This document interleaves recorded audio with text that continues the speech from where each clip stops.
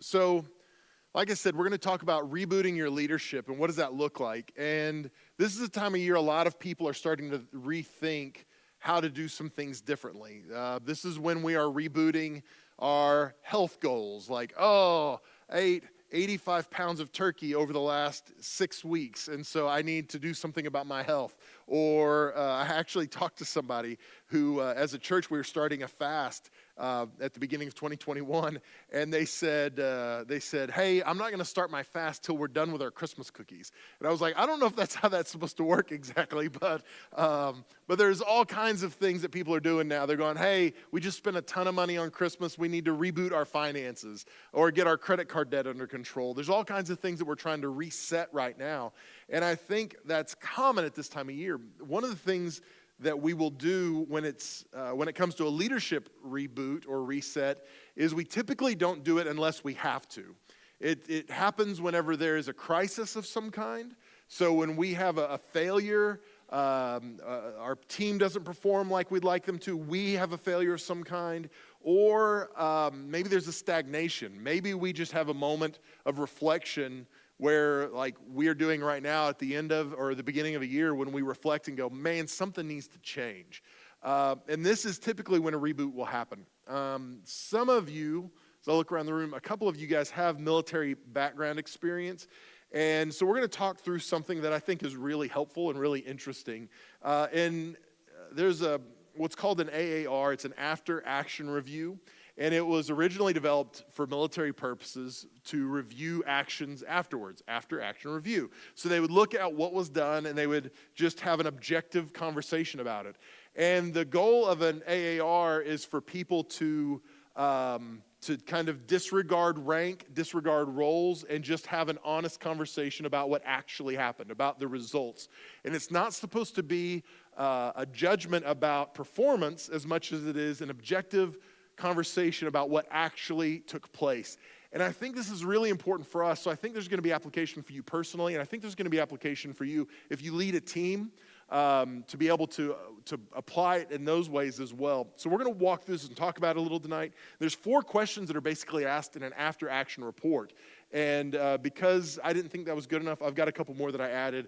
But we'll start there. So if you're taking notes, you're writing stuff down, I've got a lot of lists for you tonight. So be ready to write. Number 1, the first question you ask in an after-action report is this: what did we intend to happen? Which sounds like an insane question, doesn't it? Like, after it's over with, you ask the question, what were we going for? What were we trying to do in this again? But the reality is, if you lead people, if you're part of a team, you understand how often you end up with results and you go, is this the result we were shooting for? Do we even know? Are we sure? Because so many teams and so many organizations are shooting at goals that they don't even know what the goals are. They have never identified the win, or even if they have, their actions throughout haven't reinforced that win is the actual win. And so maybe you are part of a company or an organization that say, hey, people matter to us. People are number one. But the behavior of the company is that really sales are number one. And so as a result, you could get to the end of a season and go, okay, what was the actual goal? What were we really trying to do? So think about it even in your own personal life. Maybe you came to the end of 2020 and many people were like this because the year was so weird. There are people working from home who have never worked from home before, weeks and weeks and weeks of quarantine, all kinds of stuff. That it would be easy to get to the end of the year and ask yourself, did I accomplish what I set out to accomplish this year? So it's not as crazy a question as it seems like originally, because really the question is, what was the original goal or the desired outcome, or what was the win? And if you don't know what it was, then that's a good place to start. That's probably a good indication of why you didn't win too, is because you didn't know what the actual win was. So for you personally, or even with a team, it's important to be able to say, hey, what did we intend to happen? What was the goal? And to be able to articulate that and walk through that. It's even better if you can do that before you take action, but it's important to be able to identify this question: what did we intend to have happen? The second question is this: what actually happened?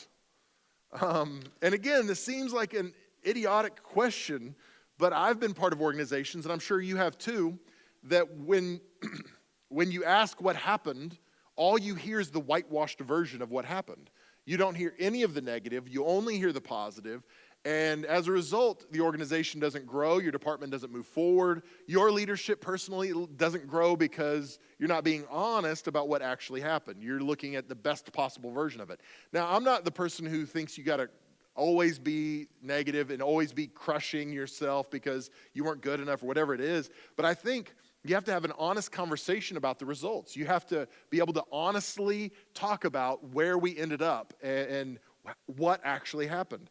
One of the most important things we can do, because if you lead at any level, it's hard for leaders to be honest. And it's easy to sit in a debrief after an event and to talk about what did we do, what happened, what could we have changed, and you're talking, but they know you don't want honest feedback, and maybe it was your failure, but you can't admit it, and they won't say it because they don't want their jobs or their roles in jeopardy. And so as a result, again, there is stagnation because you can't be honest about what actually happened. So what you have to do as a leader is check your ego at the door. You just have to say, okay, I might be part of the problem. If I am, then something in me needs to change. There have been a number of times that I have been asked to help coach other pastors or churches. And I enjoy that when I'm paired with somebody who wants to be coached. But one of the problems is I've been asked to help some churches, and one of the first things I ask is, hey, what if your pastor is the problem? Will you fire him? Well, no, we would never do that. It's like, well, okay, then I don't know if I can help you, We'll do whatever we need to do, but we're not going to change this or this or this or this or this.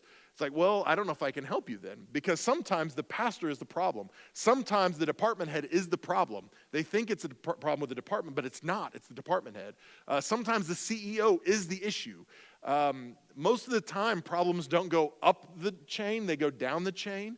And so if there's a problematic department, area, whatever it might be, if that continues over time, a lot of times it's the boss. And so what we have to do is have an honest conversation about that. And many times leaders just can't. Our pride, our ego, whatever it might be. So what we have to do is just check our ego at the door, have an honest conversation. We have to have these conversations with people we trust. And as leaders, again, sometimes it's hard for us to trust the people around us because we've been hurt. As a leader,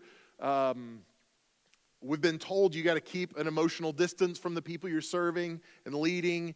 But in my experience, and I know what we do here is different than what you may do in your job and what your industry is, but I don't know how to lead people without loving them and without giving them my heart and being in relationship with them. And if you do that and if you lead that way, there's an excellent chance you're going to be hurt. And so what our tendency is to keep people at a distance and to not trust them. So as a result, we don't have honest conversations about what happened because if they say something, we're wondering what their motivation is and what are they trying to say, and are they being subversive or trying to undermine me or whatever it is.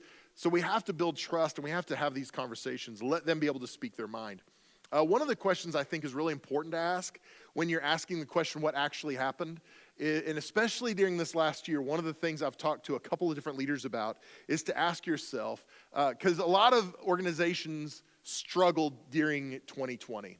And so instead of just going, man, that stunk, I'm so glad 2020 is over, one of the questions I've told a couple of pastors to ask is, what did we anticipate well and what surprised us? So what are the things we anticipated and we pivoted when we needed to pivot? Because the reality is there's not a human being on planet Earth that predicted COVID-19 this year. I mean, maybe if you were a virologist or something like that, you did. But no normal person was going to predict that everything would happen the way it happened this year. So we all lost in that way. But what were the things that came along that we decided, we made a decision that we looked far enough ahead out the front window, at the windshield, and we could look on the horizon and go, hey, that's going to be an issue. We need to pivot there. Because I almost guarantee you that there was some place that your team did that. So ask yourself that question. What did we anticipate well? How did we pivot? What did we do well in that? Because that's a good thing to ask. And then the other question that I would ask in regards to what actually happened is what surprised us? What totally took us off guard this year? What set us back this year that we didn't anticipate or maybe couldn't have anticipated? And that goes right into my next question. What caused the difference? So what was the difference between what we intended to have happen and what actually happened? So what was the difference in those two things? Was it something we could control, like effort or preparation? Because if we're going to be honest, a lot of times our failures as a employee, as a leader, as a department happen because of a lack of preparation or a lack of effort. We think it's going to be easier than it is, and we get to it, and then we just don't give the effort we needed to give. So was the difference between what I wanted to happen and what actually happened because of me, because of my effort or my preparation? Because that's stuff we can control. And if it is, then this is where, and I'll just be honest with you, I had a conversation with one of our team this last week, and we were talking about something that the team member was feeling like, man, I had a failure. And so we talked through it, and I just said, I'm not worried about this. I haven't thought about this because I know you're the type of person who you're not going to let this happen again, that you're more concerned about it than I am, that you're going to work on it and get better, that the things you can control, you're going to fix for next time. And so it's important for us to think analytically about the things we can control and then just make sure that that's not the difference between what we wanted to happen and what actually happened. So think about the things you control. Think about the things you can't control. I mentioned this already. COVID-19. We couldn't control that this year. I'm going to be doing a year in review with our church here in a few weeks. And this is the first time I'll ever do a year in review with our church that I'm going to have to tell our church that our attendance is down over the previous year. I've never had to do that before, but I'm still going to do it. I would do it even if it wasn't for COVID-19, but COVID-19 is something we didn't expect.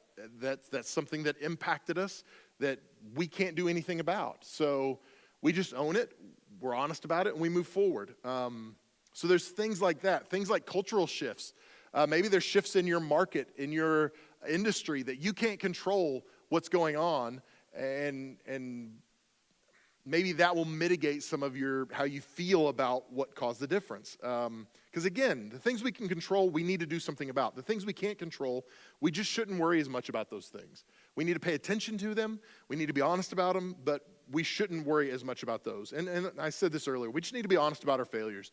If we were part of the problem, we need to be honest enough to go, you know what, I screwed up. I was not good enough. I didn't bring my A game. So that was on me, guys. And when we can do that, it's amazing.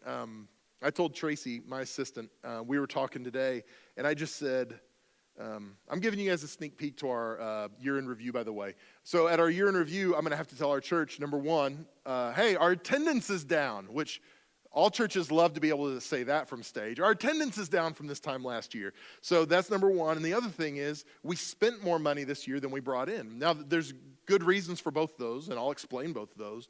But I told Tracy, I said, I'm going to have to tell our church both of those things. And I said, but the good news is if we're honest and transparent about that, and our people are right and good, then it's actually going to build credibility with our people. They're going to look at that and go, hey, they're not just honest with us when things are good, they're honest with us when things aren't good. And I would encourage you, be honest even when things aren't good, because it's going to help build credibility in your team. So the first three questions: what did we intend to have happen? What actually happened? What caused the difference? And then the third thing is this: what can we learn? Basically, what do we need to do differently moving forward? This is such an important question, because if we're going to be honest, I read an article a few weeks ago. There was this neuroscientist, and I don't remember his name. I'll make sure I get it in the notes for you guys if you're getting the notes later. And this neuroscientist was talking about how there are neural pathways in our brain, and the different sections of our brain control the questions of basically what happened and what do we need to do differently. So this question of what happened is in one part of our brain, and another part of our brain asks the question, what do we need to do differently? And so there literally is a disconnect between what happened and what we need to do. And so have you ever, in your own life, or maybe in somebody you were trying to lead, you were talking about things that didn't go very well, and then you were talking about action steps, and it never happened? Maybe in your own personal life, you get to the end of the year and you're like, I'm going to work out every day in 2021, and we're on day 6, and you're like, nope, blew it already, right? Why? Because there's a disconnect, a literal disconnect in our brain between what needs to happen and what we actually do. And so one of the things he said that we need to be asking ourselves is the question, what will it take to? So we ask ourselves this question, and we can ask our subordinates this question as well, people that we're leading. So instead of just saying, hey, this was bad, do better, one of the important things to say is frame the question like this: what will it take to see sales go up in the next quarter? What will it take to see more students come to Young Life Club next week? What will it take to, because there's a natural connection between that question and action. And so you can build action to that pretty easily when you ask the question, what will it take to? We have a car dealer in the room, I just realized. So car dealers, what is it going to take to get you in this car? You know, they're asking the question, they're putting action to it. And I think we can do the same thing. What is it going to take to see the results that we want to see? And I think you can ask yourself that same question. Okay, not just I'm overweight and I need to lose weight. Great, we all know, right? But what will it take to see the results that I want to see this year or this quarter, whatever it might be? So this is not going to be very profound, but try something new. If you don't like your results, do something you've never done before, maybe. It's funny, I talked to a person a few years ago, and they were talking to me about their problems with weight gain. And they said, Pastor Mel, I've tried everything. I've tried everything to lose weight, and I can't lose weight. And I was like, well, really, what all have you tried? Well, I've tried these pills, and I tried, like, they'd done the lap band surgery, and they'd done all kinds of stuff, and they just couldn't lose weight. And it was funny because at the end of the conversation, the only things they didn't name was exercise and eating less. And it was like, I'm no doctor, but that might be the answer, right? Like, she had tried everything except what she actually needed to do. And at the end of the day, maybe we needed just to try something different. Maybe our team needs to do something different. Just brainstorm solutions. Again, real brainstorming has to happen in a context of trust. If you've ever brainstormed where people trashed the brainstorming ideas as they were coming out, you know that crushes trust pretty quickly. So brainstorm ideas. Guys, man, as a team, as a department, as a company, we didn't see the results we wanted to see. What do you think we need to do differently next year? And again, we have this honest conversation and let some people speak into some things. One of the things that we do as a church is whenever we plan our sermon series for the following year, I'll open it up to our entire staff. So we'll have admin people, even our janitor, if she wants to come, she can come be a part. But we have people that are part of that meeting that are never part of sermon prep, that are never going to be on stage because their perspective is different. And we've had some great ideas come from those people because they're thinking differently than I think. And so brainstorm alternative solutions for the things that are not currently working for you and for your team, for your department. This kind of goes along with that. Seek out alternative viewpoints and allies. So ask some people who maybe think differently than you what you might need to do differently, because their solutions are going to look a little different than yours do. What else?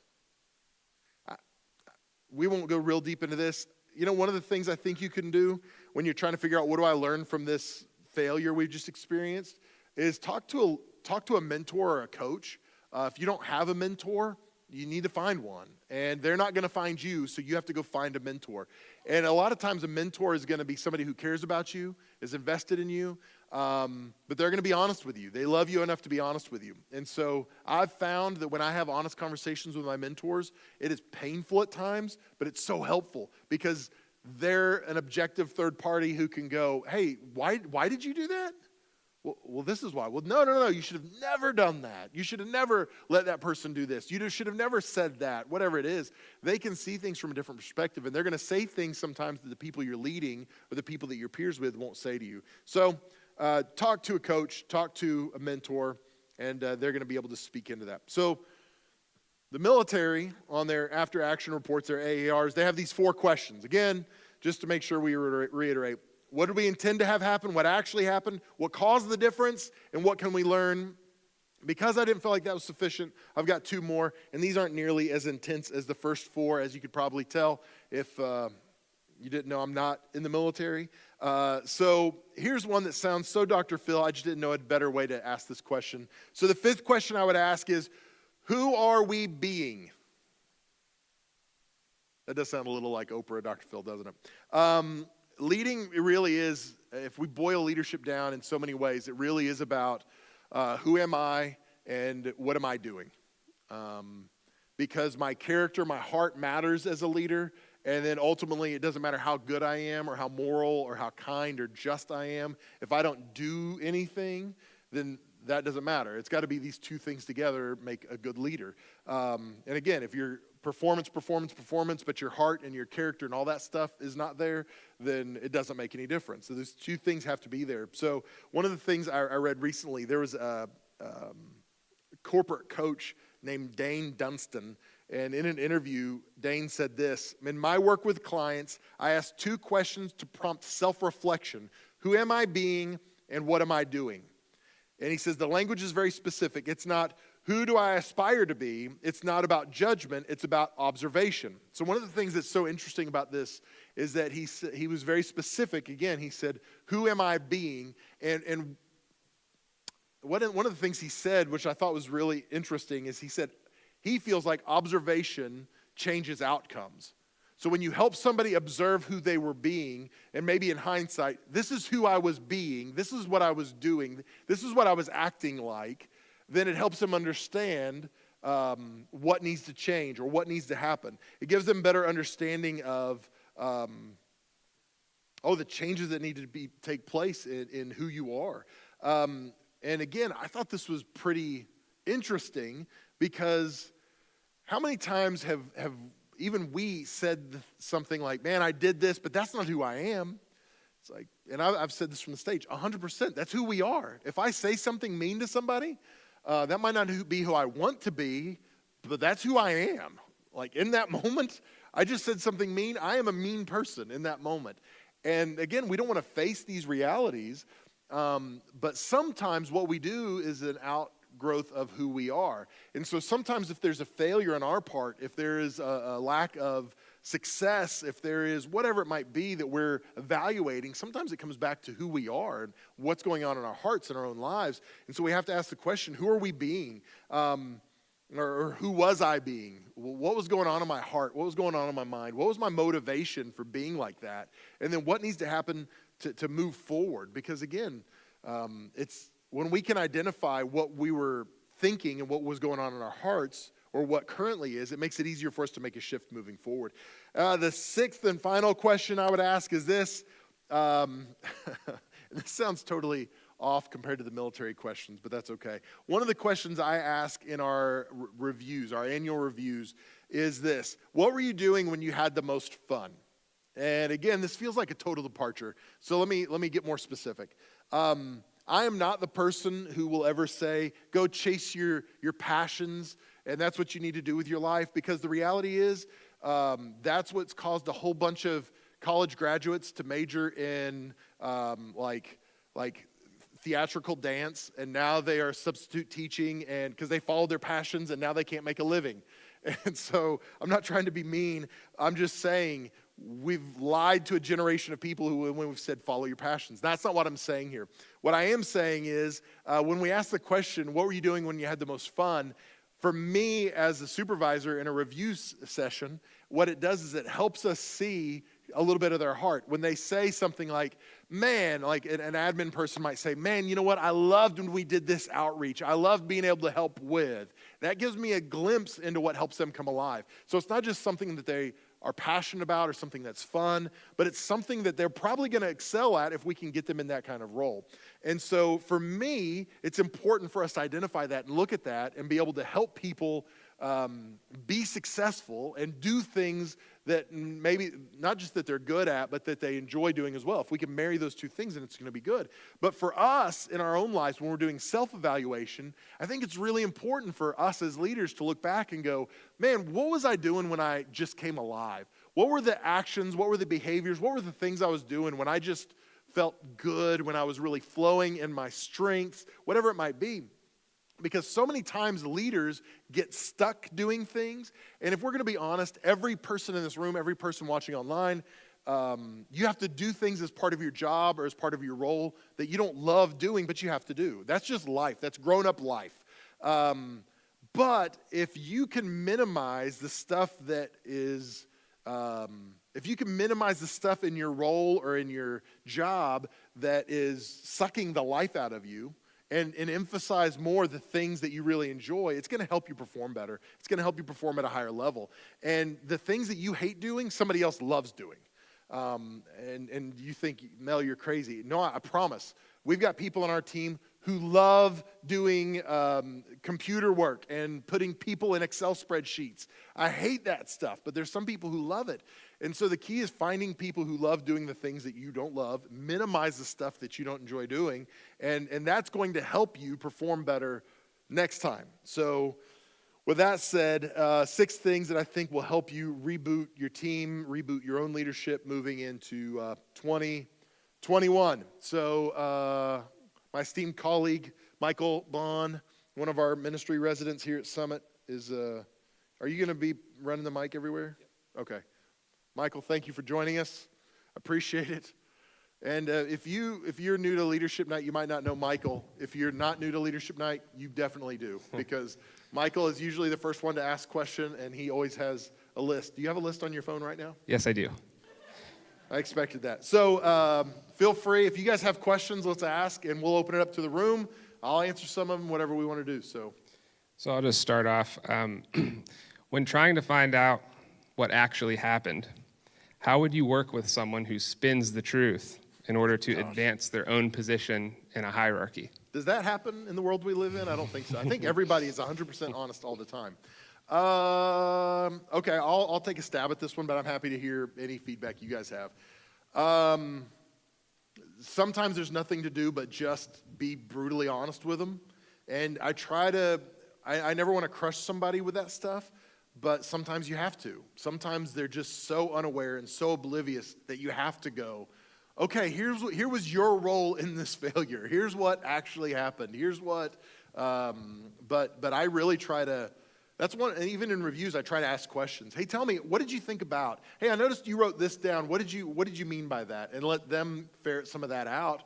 And then I can agree or disagree or whatever it might be. I used to do a thing with reviews where I would have them score themselves, and then I would either agree with them or disagree with them, and that was really helpful. But sometimes people are just oblivious, and you've got to go, hey, I'm sorry, you're wrong. I love you, but you're wrong, and, try to coach them through that. Anybody have any feedback on that? How do you help somebody who is living a lie? Mm-hmm. Yeah. Mm-hmm. Yeah, you can repeat it with different emphasis. So you're saying that you had nothing to do with the failure? Is that what yeah. I suppose it's helpful to establish the difference between someone who's oblivious or not self-aware versus somebody who's intentionally malicious. lying. Yeah. Well, and again, if you got somebody who's intentionally lying on your team, that was your fault if you hired them. You need to do something about that in the first place. And that's a whole nother leadership night. But if it's somebody who just is oblivious, I think you just have to have an honest conversation. Did you have your hand raised over here? No, now you have to answer. No, I'm just kidding. I'm sorry. Didn't mean to put you on the spot. What else? What other questions? Anybody else want to respond to that? I know some of you are supervisors and you've had to do that.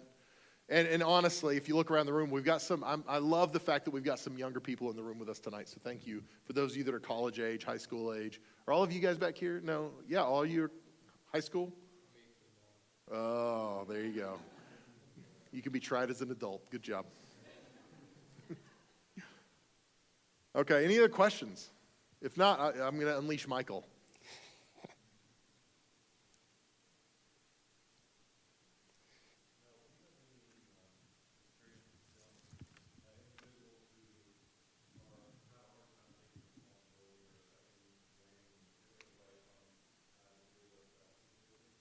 Yeah, the question for those watching online, how do you deal with somebody who has a hard time accepting responsibility or taking the blame? Yeah. I guess one of the questions I would probably ask is that person as reluctant to receive the accolades if things go well? That's one of the things I would care about. Because if maybe this person legitimately is not fit to be a leader and they don't understand the role of a leader is to take too much blame and not enough credit, And if that's the case, then it's a fit issue more than it is, what do I need to do right now to fix the leader? But I think part of it is just, like I said about Michael's question, just have an honest conversation, saying, hey, here's what we did, and I know maybe you feel like this person didn't perform their best. Why didn't they? So we've had some situations like that, where I've talked to somebody on our team who's a supervisor, and they've gone, man, this would have gone better, but this person. And so, okay, well, tell me about what happened. Well, this person, da-da-da-da-da. Okay, well, why did that happen? Well, when we really dig down, what happens is this person didn't communicate very well to them, or the supervisor put them in a bad position, and ultimately they failed because the supervisor didn't do what they should have done. And so I think it's asking the right questions and digging down. I'm not a micromanager, I don't think. I think I've got a few staff in here who would, I'm not going to look at it. They can respond. I don't think I'm a micromanager, but I want to know everything that's going on in an organization as much as I can, because then I can speak into that. So then I can go, hey, I know you're supposed to be communicating this to them, aren't you? Well, yeah. Okay, well, then isn't that kind of your fault? Well, yeah, I guess you're right. Does that make sense? I don't know if I answered your question or if I just talked in circles.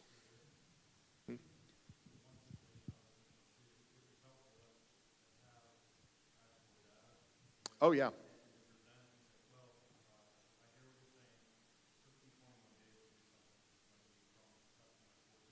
Yeah.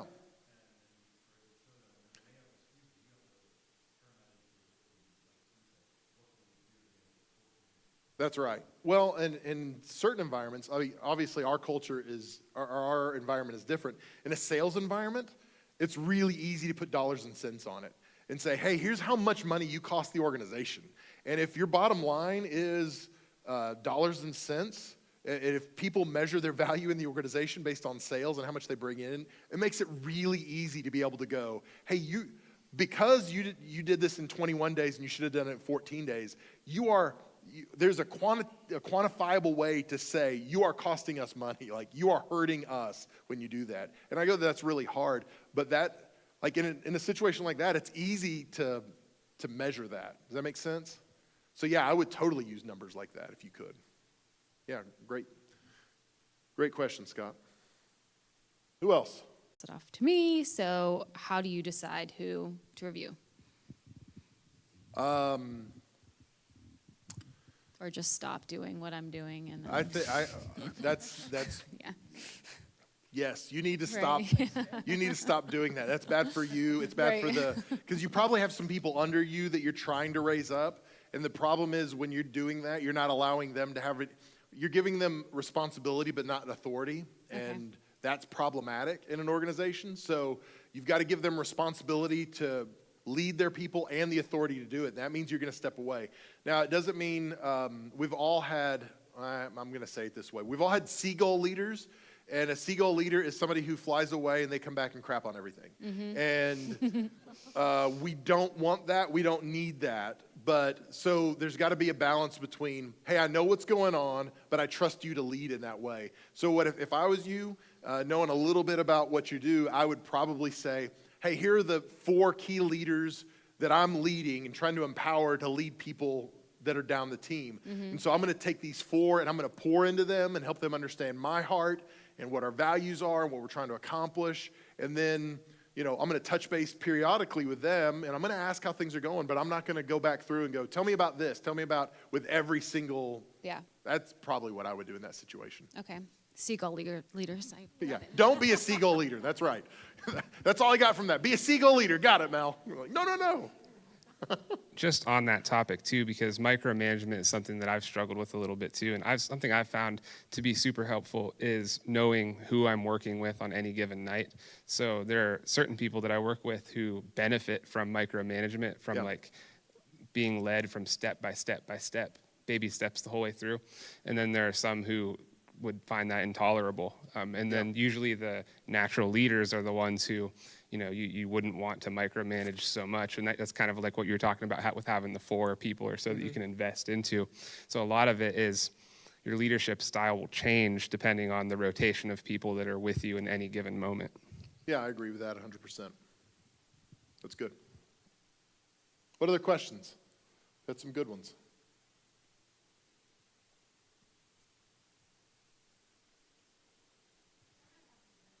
Yeah. Thanks, Michael. So, as someone who has had to deal a lot with AARs, giving and receiving, I think that as a piece of suggestion that I would give if anyone's going to take away from tonight and use the AAR questions for their whatever leadership role you're in, to actually use that as an opportunity to kind of humble yourself as a leader, because sometimes it's hard to hear what they have to say.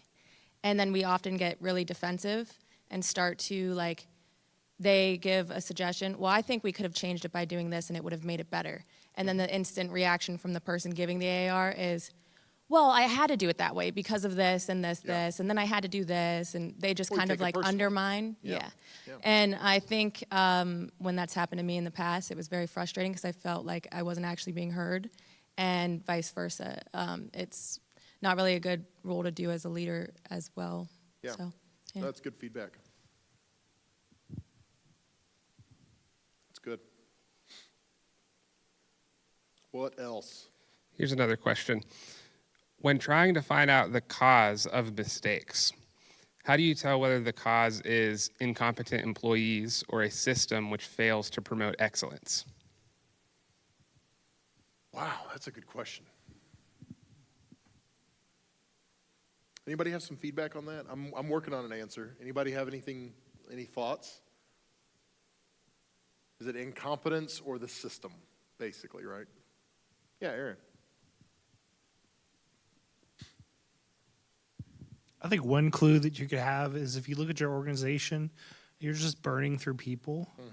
And if your answer is, I'll just get rid of them and I get another person, that'll fix it. And then you encounter a problem. Say, well, I'll just get rid of them and I'll get another person. After you've done that for a while, you have to look at yourself or the organization and see there's a system that's broken that's causing that, because it's not possible that everybody that walks through your door is incompetent or unable to be part of the organization. So I think that's certainly one clue to that problem. Yeah, I agree. I think that's probably the biggest red flag, because again, when I've coached other pastors or churches and they're like, well, I just can't find a youth pastor. I'm like, well, tell me about that. I've had 4 youth pastors in 3 years. It's like, okay, well, tell me. Well, this person, it was their fault and their fault and their fault. I'm like, well, maybe you're bad to work for. Maybe, you're setting them up to fail. So I think that's a good way to measure that. Because again, by definition, it's systemic. But I think you can also get unlucky and have a series of bad employees too. And so, I think it might be and both. You take a hard look at both those things. Am I hiring the wrong people? Am I incompetent maybe in my ability to see talent and into something need to change? I think those are both good questions to ask. But good answer, Aaron. It's good. It's good. What else?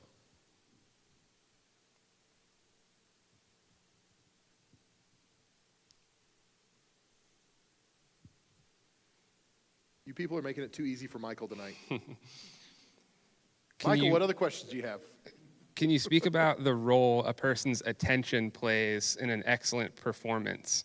And what's the difference between laziness and an intentional reduction in attention? This feels like a conversation we had earlier this week.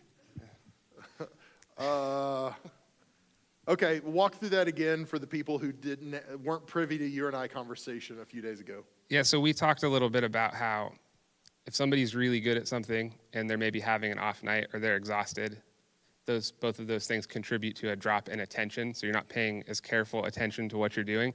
And the idea is that if you're not paying careful attention and say you're super talented at a given thing, somebody else who's super talented and who's paying very sharp attention is going to beat you every time at that thing, and the attention is the difference. That's the difference, differing factor. And so I'm interested in knowing a little bit more about the role that a person's attention plays when it comes to excellent performances, and if there's a difference between somebody who's sort of just being lazy versus somebody who is maybe pulling their attention from a certain task so that they can give it to a better one or give it to something that's higher in their priorities. Yeah, it's a good question. I think there's a lot of layers and multifaceted there. So I'll give it a shot, and I would love to hear some of your feedback as well on that. I heard a podcast with Mike Rowe a few days ago. Mike Rowe hosted Dirty Jobs, and it was a really interesting conversation. And one of the things that I took away from that, which I thought was really interesting, is he said in the first 2 seasons of Dirty Jobs, because the person asked the question, how many people got hurt on that show? And he said the first 2 seasons of Dirty Jobs, we didn't have a single injury, because every place we went to, there were the OSHA meetings we had to have before. And he said all of the camera crew and everybody involved was leaning in. We were paying attention. And he said, but by the time we got to season 3, we all thought we knew what we were doing. We stopped paying attention. And he said, we started getting broken bones and concussions and all kinds of stuff just because we thought we knew what we were doing. And I felt like that was so appropriate for so many people. I think we have a level of success in our leadership, and then we do take our foot off the gas a little bit. We stop paying attention. We don't feel like we've got to give as much to it. And the question you were asking about the difference between laziness or kind of mastering a skill, I told Michael, oh gosh, this is going to sound arrogant the way I'm going to say this, isn't it? It Yeah. is. So tonight when one of the guys was coming in, we were talking, and he said, man, Pastor, I want you to know, you've never preached a bad message. And I was like, I would disagree with you about that, but you and my mom, you both think that. Anyway, but one of the things I told Michael as we were talking about it, I feel like I've gotten good enough at preparing and delivering a message that there are times that I have to go, hey, I can't give the time to have an A message this week because maybe there's something going on with one of my daughters or something needs attention. So instead of giving 10 hours to sermon prep, I'm going to give 7 hours to sermon prep. So instead of having an A message, I'm going to have a B plus message. And the reality is most people don't know the difference between an A and a B plus message. Most people don't. They can't tell. But I do. And so there's times that I've got to make a decision and go, hey, this is a judgment call. This is a value call. And it's not that I'm just mailing it in and going, they don't deserve my best. But there's sometimes I think as leaders that we have to go, okay, could I cheat my family and give an A plus message? Absolutely I could. But something's going to be hurt there. And I think as leaders, we do that. And the danger is when we get good at something and then we just stop trying, we go, I can coast. And we've all seen people like that do that. And that's when our attention to detail goes down and we think, well, I've been here a long time. I've got seniority. I've got whatever it is. And I think that's the danger in between those two things. Does that answer your question? Yeah, and there's another piece at the end of that I thought was interesting that you all might benefit from. You probably are aware of certain things in your life that are second nature to you. And we kind of talked a little bit about what's the difference between, like having, because we should aspire to have muscle memory and be able to be so good at something that it's second nature. But is there a temptation when it comes to things that are second nature of being complacent because you know that it's second nature to you? And how do you sort of combat that temptation? That's a good question. And when we were talking about it, I talked about Michael Jordan. He would taunt other players that were on, standing at the lane. He would taunt them and close his eyes and shoot a free throw. And he would make it because the muscle memory. He just knew what he was doing. He'd done it so many times. Is there any thoughts on that as far as Michael's question, feedback?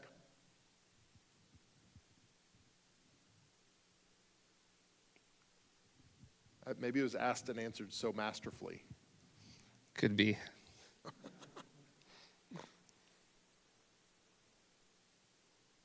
All right. So this is another question about rebooting leadership and rebooting just programs in general.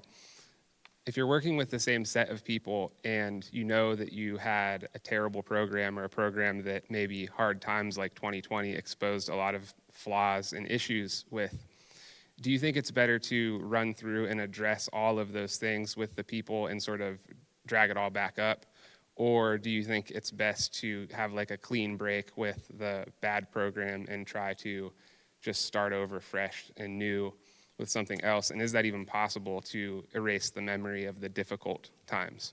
Oh, I don't think you can erase the memory of the difficult times. I think if you're going to start from scratch with something new, like a different program, for instance, I think what I would do is look back at the old program, why it didn't work, and if there were things that were outside of the program that was more about, I hate to say it this way, like deviant behavior, or, hey, we got off course of mission and vision, we drifted from that. If there were things like that, generally, I would probably address those things. But I would probably, if we're going to totally change course and do something totally different, I would probably not worry about specific criticism about we didn't do this and this and this and this, that's program related. Does that make sense? Mm-hmm. That's probably what I would do, but I don't know. Anybody have any further suggestions or thoughts on that? I would just say in all failure, there's learning opportunities. Oh, yeah, absolutely. Avoid the situation simply because it's difficult to bring up. What a learning opportunity a failure could bring in the future. Oh, yeah. No, I agree. If those of you that are watching online didn't hear that, basically what he said is there are learning opportunities in every failure, and 100% there are. I think I've been part of situations where it was like we're just beating a dead horse. Like we're talking about things that are never going to come up again. But that's where if we talk about broader issues about diligence or persistence or, giving our best even in difficult situations, I think those are things that translate no matter what the specific context is. So, yeah, that's good.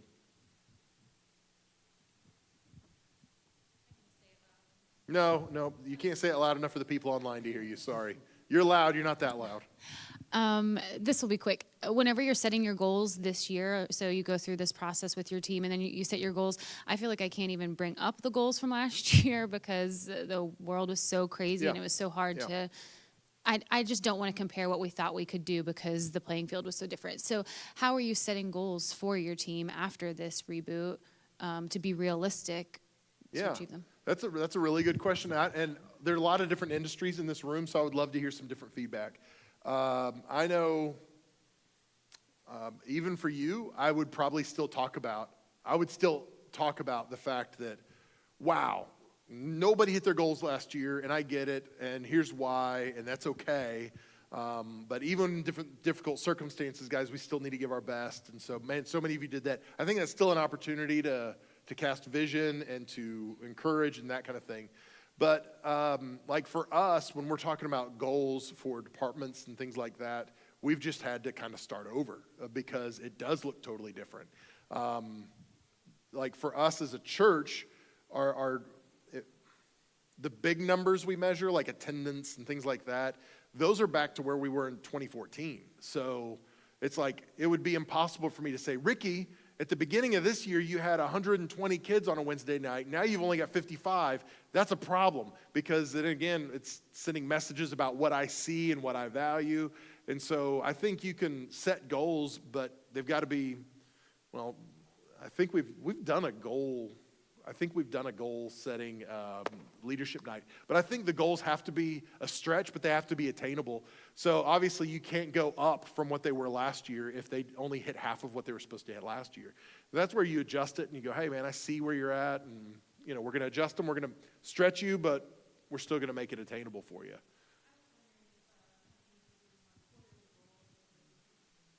I'm sure some are. And again, some industries are doing really well right now,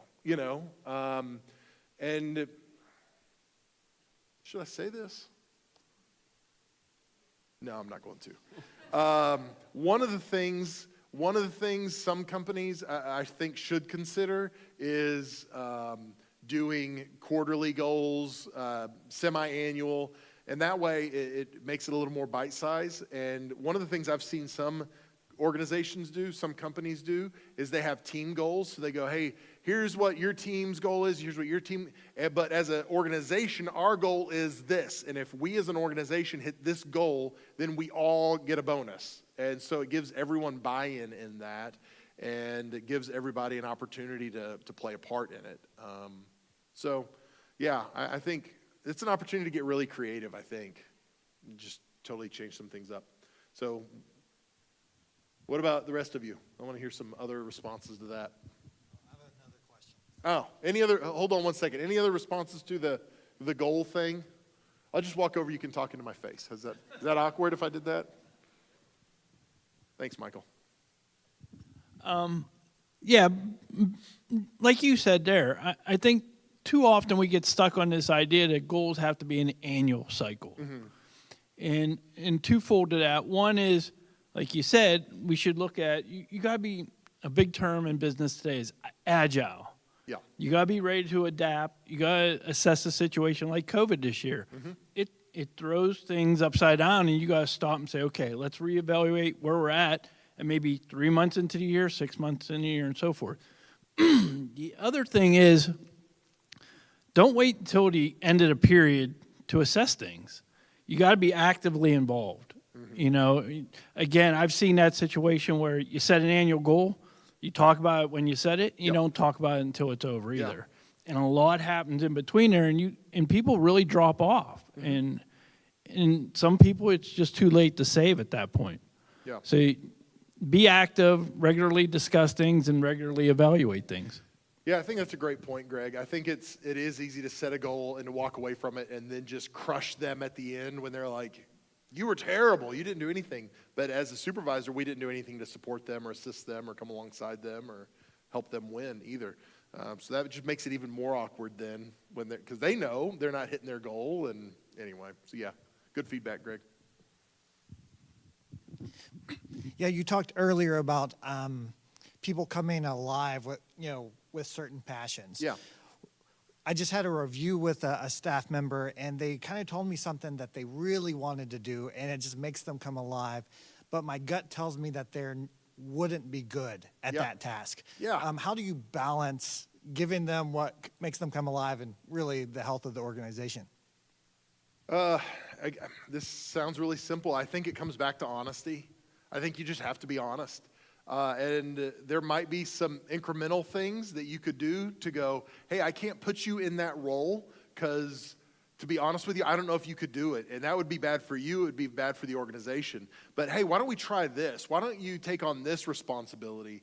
And that's going to help us see if that would be a good fit. And so if you have the ability to adjust their job description, to give them an incremental change, and you could just tell them, like, I'm judging you on this. Like, you are interviewing for the job you want right now, so I think that's helpful. And I think one of the things you have to do when you have that conversation is let them know.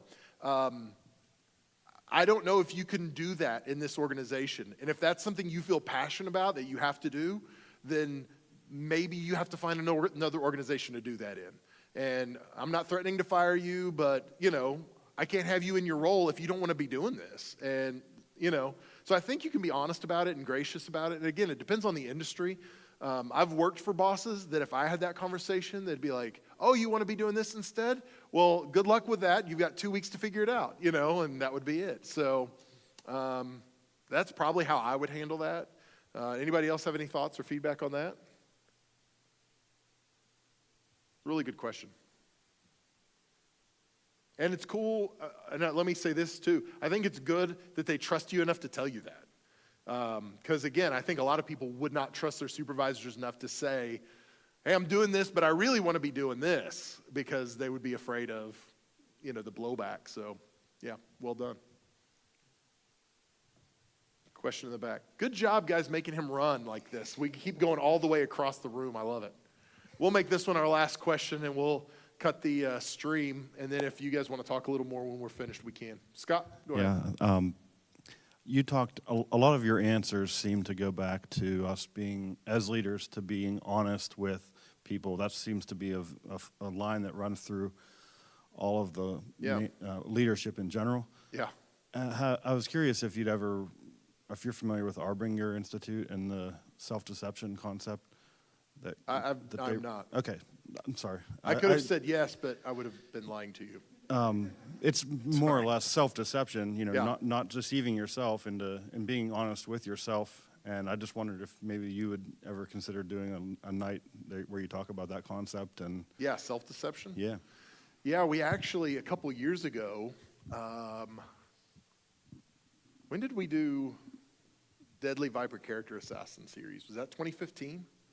That's old school. That's going way back. We did a series. It was one of the funnest series we've done. We would get killed because people would accuse us of cultural appropriation today. But we did this series called Deadly Viper Character Assassin, and the premise of the series was that there are these assassins that are out to destroy your character. And one of the assassins we talked about was self-deception, and that was a fun series. Anyway, so we did that back in 2015. I think it was in February of 2015, if I remember correctly. If you're interested, you can go back. But yeah, I would be happy to. I'll take a look at that. If you don't mind, email me the information you talked about, and I'll dig into it. I'd be fascinated with that. So. All right, 7:58, guys. We want to make a commitment to you never to go past 8 o'clock. We want to respect your time. One thing I want to tell you, though, before we go tonight, if you ever have gotten coffee at Commonplace Coffee, our friend TJ Fairchild is the owner of that establishment, and tonight he's going to be featured on a Discovery Channel show. It's at 10 o'clock. Do you know the name of it, babe? Undercover Billionaire. It's at 10 p.m. on Discovery Channel. And so check it out. Support our people locally. And yeah, cheer them on. So let me pray for you guys, and then we'll be done. And if you want to talk a little more or have some more questions, we can do that. God, thanks so much for everything you're doing, everything you've done tonight. God, I pray as we walk out of this place, Lord, you would have given us at least one nugget, something that we can apply to our own leadership, something we can do differently to help us lead better, help us to speak into and correct and coach and lead people in a way that is going to help them get better as well. So God, I pray your blessing on us as we leave here tonight. Lord, I pray that tomorrow as we go to work or go to school, I pray that you would just bless us as we lead and as we influence the people around us. And I pray that ultimately you be glorified through it. In the name of Jesus we pray. Amen. Guys, thanks for coming. Love you. God bless you.